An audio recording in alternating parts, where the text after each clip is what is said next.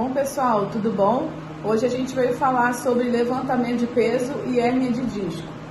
Foi uma dúvida que um aluno perguntou pra gente e a gente achou um assunto muito pertinente, porque é uma dúvida que todos têm, né?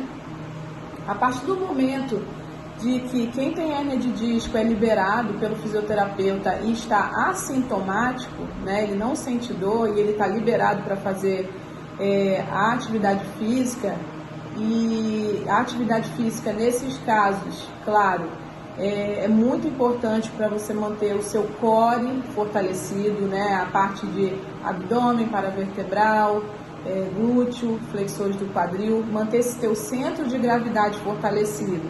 Claro, para todo mundo, mas quem tem hérnia tem que dar uma ênfase, fazer um trabalho específico nessa região para poder sentar atividade do dia a dia, atividade diária. Tá, então quem tem hérnia de disco escolheu fazer levantamento de peso. Pode? Pode, porque o levantamento de peso ele prioriza a técnica. E a técnica é manter justamente o peso perto do teu centro de gravidade, né?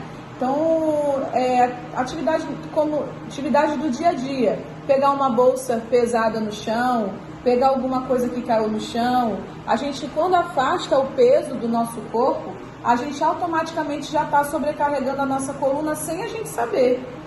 Então, durante uma aula de levantamento, o professor ele prioriza essa passagem do peso perto do corpo, o que te facilita e não te sobrecarrega e não faz nenhum tipo de sobrecarga na sua coluna, tá? A gente tem uma foto aqui da coluna que o Dudu vai explicar mais ou menos essa ação que eu estou explicando para vocês. Então, meus amigos, vamos lá. É o seguinte, a coluna vertebral, ela tem 4 curvaturas, né? Ela tem 2 lordoses, que é na região cervical e na região lombar, e nós temos 2 cifoses, na região torácica e no final da região sacral.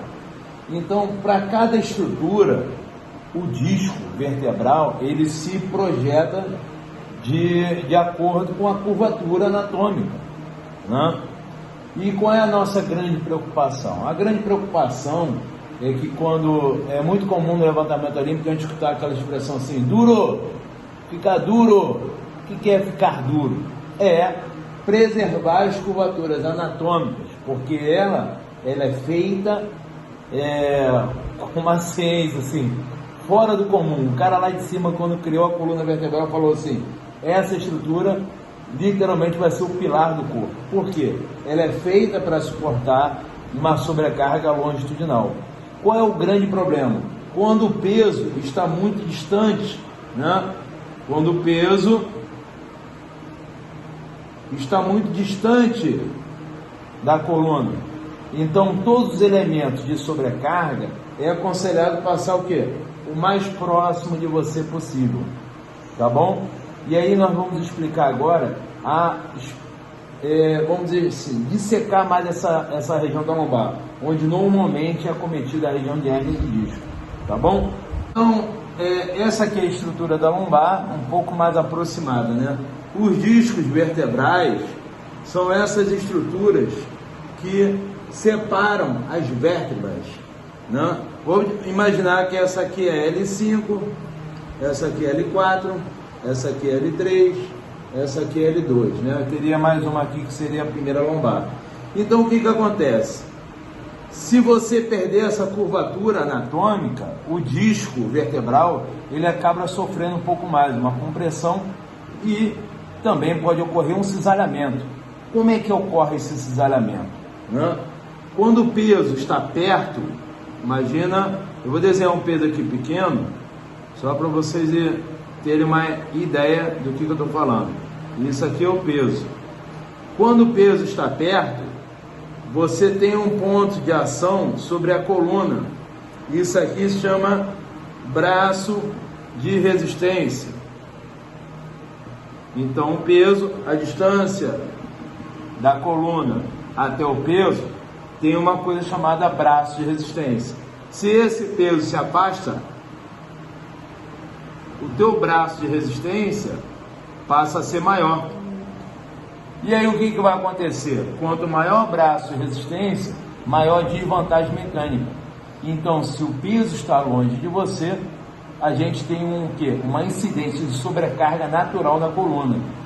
Então, em resumo, o levantamento olímpico, ele preconiza o quê? Acima de tudo, como a Lívia bem diz, a técnica. E a técnica é aproximar ao máximo possível a carga de vocês. Por quê? Para diminuir o braço de resistência e ter uma sobrecarga menor na região lombar. E claro, acometendo uma sobrecarga menor nos discos vertebrais, né? Agora, a nível de elemento de fortalecimento, nenhum treino pode ter uma interferência, uma magnitude tão bem abrangente, de uma cadeia muscular tão favorável como o levantamento olímpico. Digo isso porque eu era atleta de polo aquático, né?